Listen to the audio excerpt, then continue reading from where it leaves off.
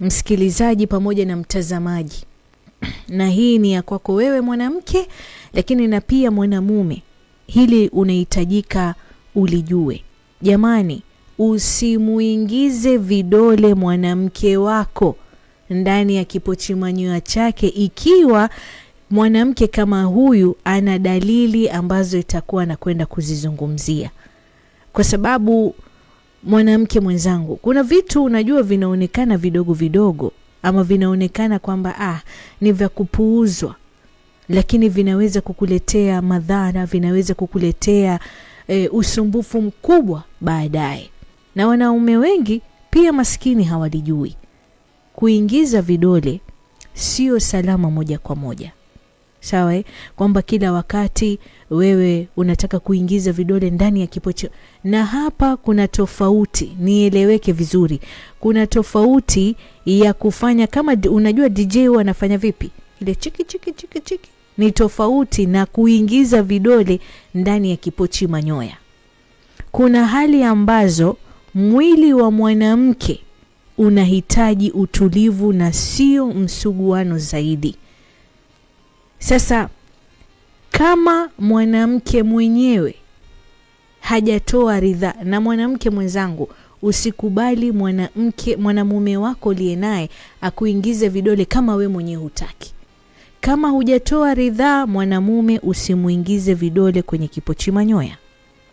Sawa, hata kama ni mke wako, hata kama mpo kwenye mudi. Kwa sababu unajua wengine wanakuambia Omash baby, unajua ndio foreplay.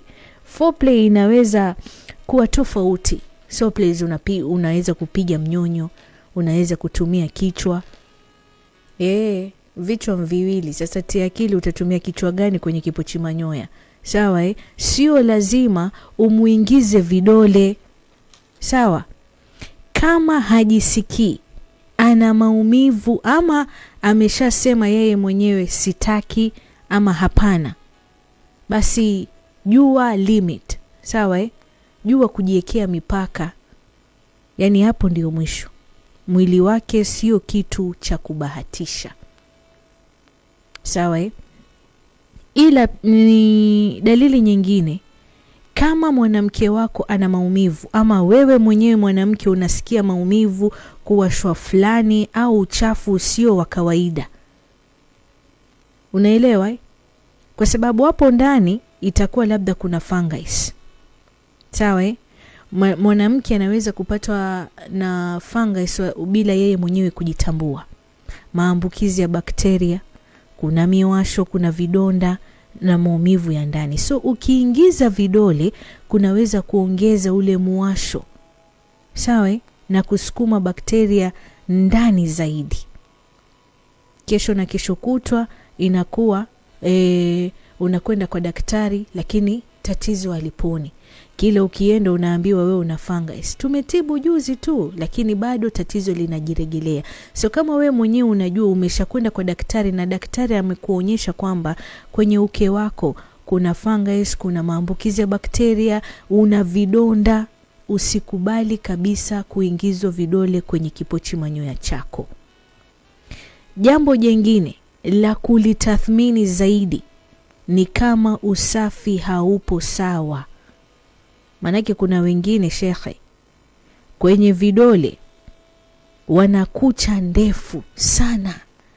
Huyu mwanamume ama una biashara gani na hizi kucha mpaka mwanamume unafuga kucha? Hizi kucha zako zimekuwa nyeusi. Sawa? Alafu ndio ukifika wakati wa kuvumbulana wewe ndio wa kwanza. Unajua tu kwenye kumchezea mwanamke ni lazima uingize vidole kwenye kipochi manyoya wewe. Sawa, kama ana kucha ndefu alafu hakuna usafi, unaelewa?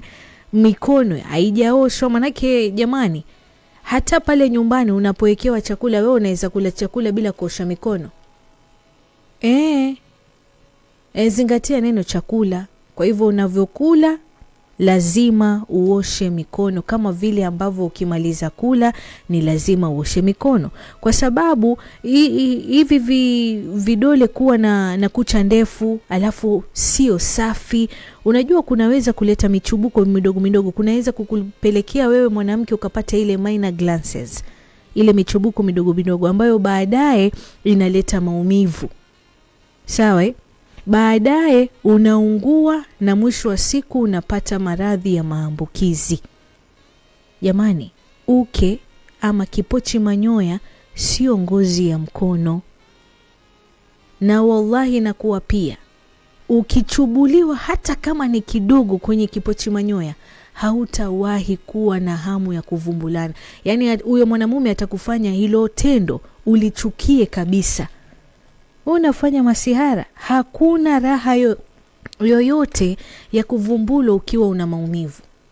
Kwa hivyo kucha ndefu, chafu, mikono sio misafi, anaingiza ndani kipochi manyoya,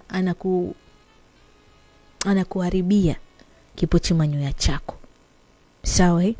Lakini pia kama bado hajapona, kuna wanawake ambao wamejifungua kwa njia ya normal na kuna wale ambao wamefanyiwa upasuaji. Sawa? Kwa hivyo kama unajijua wewe ni mwanamke ambaye umetoka kujifungua ama umezaa kwa njia ya operesheni, usikubali kabisa mwanamume wako akuingize vidole kwenye kipochi manyoya. Sawa? Mwili huwa bado haujapata ile nguvu, lakini pia unahitaji kujijenga upya huo mwili. Kwa hivyo relax, usikimbilie, kila kitu kina wakati wake. Upatie mwili time yake, uhili. Manake ukijifungua tayari hicho ni kidonda, ukifanyiwa upasuaji hicho ni kidonda. Hujapona vizuri, ndio tena mwanamume wako amekuja hapo, mimi bwana na upwiru. Na kwenye upwiru Mashbebi alituambia bwana tumtayarishe mwanamke. Kwenye kumtayarisha mwanamke umuingize vidole. Mchawi wewe, achana na maneno ambayo sijayasema.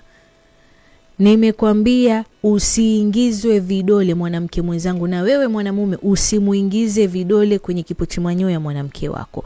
Lakini pia kama tayari mwanamke wako ana ukavu kwenye kipochi manyoya, usimuingize vidole.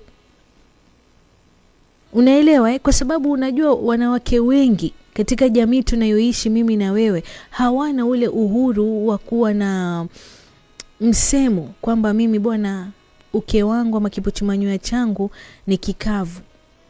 Sizungumzii kipochi manyoya kwamba ni kikavu kwamba hakijatayarishwa.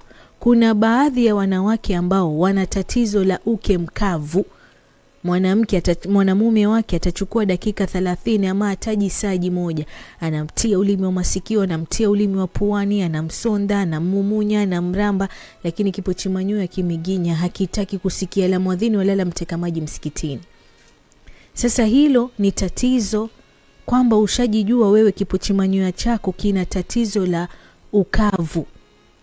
Kama hauna ute wa kutosha, alafu umruhusu huyo mwanamume wako ama mume wako akuingize vidole kwenye kipochi manyoya kuongeza ule msuguano, I say, kwanza kabisa unajisababishia kuhisi kama hali ya kuungua kwenye kipochi manyoya, lakini pia unapata maumivu wakati wa kuvumbulana. Kumbuka, uke ambao ni mkavu hautawahi kufurahia kuvumbulana, kwa sababu unahitaji utelezi ndio ile penetration iwe rahisi kuingia kwenye kipochi manyoya. Sasa kama wewe uke wako ni mkavu, sawa, alafu mwanamume anaingiza vidole kwenye kipochi manyoya, anakufanyia wewe uwe na michubuko. Mwisho wa siku wakati wa kuvumbulana unapata maumivu. Sawa?